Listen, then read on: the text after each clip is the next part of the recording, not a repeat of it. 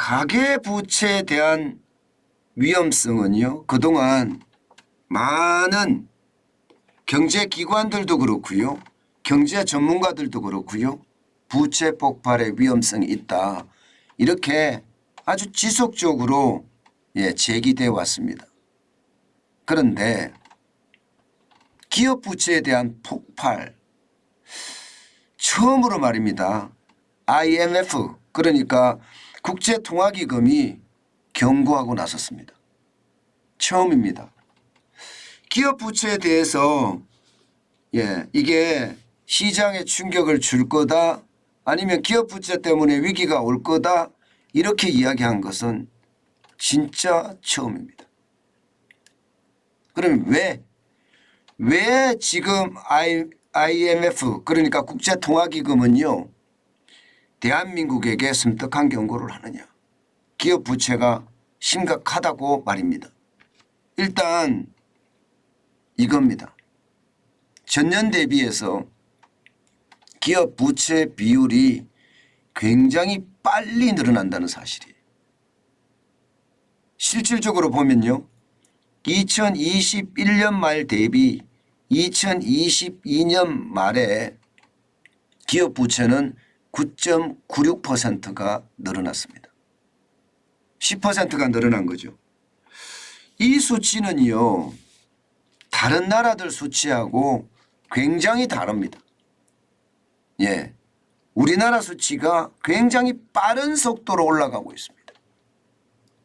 그 이유는 아마 여러분들도 다 아실 거예요. 통제 방역.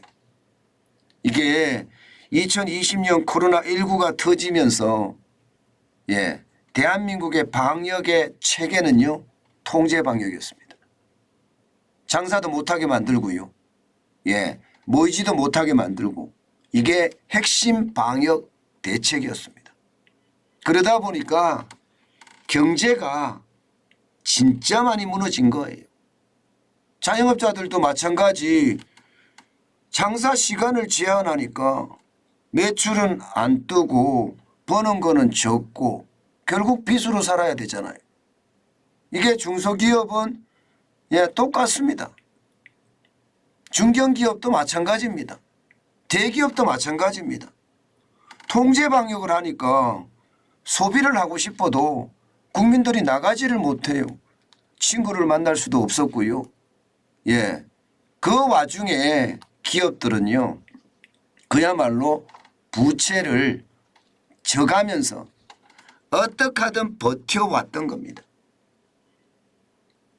그러니까 부채 증가 속도가 다른 나라에 비해서 굉장히 빨랐습니다. 여러분 이거 한번 보세요. 이게 지금 2021년 말에 기업 부채, 여러분 놀라지는 마세요. 워낙 많으니까 말입니다. 2355조 4천억 원입니다. 장난 아니죠. 우리 GDP가 이 정도 되지도 않습니다. 그런데 2022년 말, 그러니까 작년 4분기에는 여기에서 9.96%가 더 늘어난다는 뜻이에요. 2590조까지 늘어났습니다. 2590조. 와, 진짜 장난 아니죠. 늘어나는 속도가 엄청나게 빠릅니다. 게다가 문재인 정부의 반기업 정책 때문에요, 기업들은 5년 동안 암흑기를 보냈습니다. 보시는 것처럼 2017년 대비 지금 2022년 기업 부채 증가율을 보면요, 52.5%입니다. 무려 말입니다. 891조 4천억 원이 늘어났습니다. 2017년까지만 하더라도 기업 부채가 1698조 4천억 원이었습니다. 이것이 2590조가 됐으니까 891조 4천억 원이 늘어났죠. 사실 말입니다, 여러분. 2021년 대비 2022년이 9.96%가 늘어나서 엄청나게 늘어났다 이렇게 이야기하지만요, 2020년 대비 2021년을 보면 더 심각합니다. 보시는 것처럼 말입니다. 2132조 4천억 원이요, 2300이에요. 2355조 4천억 원입니다.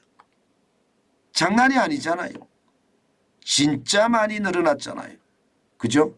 늘어난 것만 223조가 늘어났습니다. 223조. 이것을 말입니다. 예, 이게 퍼센트로 따지면요. 무려 말입니다. 9.96%가 아니라 10.46%입니다. 10.46%. 굉장히 빠른 속도로 늘었습니다. 2020년에서 2021년도요. 그러니까 통제 방역이 얼마나 시장에 영향을 미쳤는지 아마 여러분들은 잘 알고 계실 겁니다. 여기에다가 말입니다. 소득 주도 성장의 정책이 기업들에게는 비용을 더 증가시켰고요. 그러다 보니까 영업이익은 줄어들고 영업이익이 줄어드니까 쉽게 말하면 벌어서 이자도 못 내는 사람이 진짜 많아졌다는 거예요. 벌어서 이자도 못 내는 기업들이 엄청나게 많아졌다는 것은 결국 말입니다. 시장의 위협, 특히 말입니다. 기업의 위협이 엄청 커졌다는 겁니다. 실제로 한번 보실래요? 지금 아시아 주요 국가들하고 좀 비교를 해보면요. 기업 부채 증가율이요.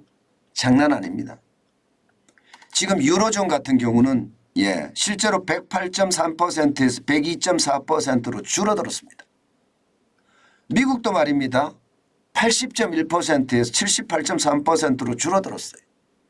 늘어난 나라는 일본이 늘어났습니다. 115.8%에서 118.7%까지 늘어났습니다. 그리고 중국이 늘어났습니다. 중국이 155.9%에서 163.7%까지 늘어났죠. 우리나라도 115%에서 118.4%까지 굉장히 빠르게 늘었습니다.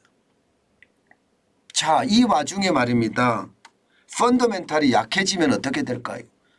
다시 말해서 세계 경제가 침체를 거듭하면 어떻게 될까요? 지금 이 나라들 중에 가장 위험한 나라는요. 중국이에요. 그 다음이 대한민국입니다. 대한민국. 이미 일본은요. 118.7%로 우리보다가 많다고 하더라도요. 일본은 저성장, 저물가, 디플레이션에 오랫동안 적응을 해왔기 때문에 그 내성이 있습니다. 그렇지만 중국과 우리나라는 앞으로만 성장했잖아요. 그러다 보니까 내성이 없습니다. 세계 경제가 꼬꾸라지면 굉장히 힘들어지는 게 지금 성장 가도에 있는 나라들이었습니다. 그중에서도 중국이 지금 이게 기업의 부채 비율이 163.7%까지 갔으니 이게 수출이 제대로 일어나지 않고요. 부동산이 무너지면 중국의 기둥은요. 썩어 문드러진다는 말이 현실이 될 겁니다. 지금 사실 중국은요. 수출이 안 되니까 내수 중심으로 돌아선 상태거든요. 쉽지 않습니다. 지금 경제 분석가들이요. 저러다가 중국 와르르 무너지는 것 아니냐 이런 얘기 많이 한단 말입니다. 마찬가지로 지금 IMF는요. 대한민국에게 그런 이야기를 하고 있는 거예요. 118.4%라는 수치가 결코 낮은 수치가 아니고 이 수치가 결국은요. 시장에 어마어마한 위협으로 다가올 수밖에 없다 이렇게 이야기하고 있는 겁니다. 저는 이 충격이 결국은요. 시장의 충격으로 당연히 갈 거라고 생각을 하고요. 더 심각한 것은요. 벌어서 이자도 못 내는 비율이 대한민국이 굉장히 빠르게 상승하고 있다는 사실입니다. 아시아 국가 중에서는 5번째입니다. 22.1%예요. 기업 부채를 가진 기업들 중에 말입니다. 한계 기업 그러니까 벌어서 이자도 못 내는 비율이 대한민국이 22.1% 비율입니다. 이게 속도가 워낙 빠르니까 그에 대한 충격파가 있다 이렇게 이야기하는 겁니다. 지금 인도 같은 경우는요. 31.1%지만 인도의 경제가 1년에 뭐 5%, 6% 성장하는 것은 기본이고요. 7%, 8%도 지금 성장한다고 이야기하고 있으니 사실 기업 부채가 좀 많다고 하더라도 버텨낼 수가 있습니다. 예, 그러나 대한민국은 버텨내기가 쉽지 않습니다. 중국도 버텨내기가 쉽지 않습니다. 태국도 지금 마찬가지라고 봅니다. 왜냐하면 성장률이 완전히 꼬꾸라지니까. 그중에서도 대한민국의 성장률은 올해 투자은행들이 대한민국의 성장률을 보는 것은 1.1%예요. 저성장이라도 역대급 저성장입니다. 역대급 저성장에서 과연 기업들이 버텨낼 수 있을까요? 22.1%라고 이야기하지만 이 기업들이 버텨내기는 굉장히 어렵다는 게 지금 시장의 분석이고요. 오죽했으면 여러분 IMF가 경고까지 하고 나섰겠습니까? 저는 IMF의 경고를 절대 허투루 들어서는 안 된다고 봅니다. 지금 현재 기업들 자영업자부터 시작해서 소기업, 중기업, 중견기업 그리고 그 위에 대기업 쉽지 않습니다. 단순한 지표만 보더라도요. 수출이 계속 마이너스잖아요. 이것은 기업의 상황이 더 어려워진다는 이야기예요. 이게 빨리 플러스로 돌았으면 다행일지 모르겠어요. 그러나 여러분 이게 쉽게 플러스로 돌아서기가 쉽지 않습니다. 지금 적자가 계속 커지는 상황이거든요. 무역 적자가 말입니다. 그러면 벌이가 약하다는 건데 벌이가 약하면 대기업도 말입니다. 한계 기업이 될 수가 있는 거예요. 벌어서 이자도 못 갚는 그런 기업이 될 수 있는 겁니다. 당연히 중견기업이나 중소기업이나 자영업자는 당연하고요. 그런 상황을 고려해 보면요. 한계 기업이 22.1%라는 숫자는 여러분 결코 낮은 숫자가 아닙니다. 이것은 어째 보면 말입니다. 시장 전체에도요. 굉장히 심각한 영향을 미칠 수도 있습니다. 시장이라는 게 그렇습니다. 언제 어느 때 어떤 위기가 한꺼번에 닥쳐올지 모르는 그런 상황에서요. 돈마저도 없잖아요. 그러면 기업은요. 버티기가 굉장히 어렵습니다. 지금 현재까지 시장을 볼 때 말입니다.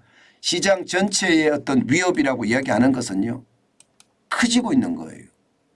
지금 예상하고 달리 말입니다. 경제가 좋아진다 이런 이야기들이 많이 나오잖아요.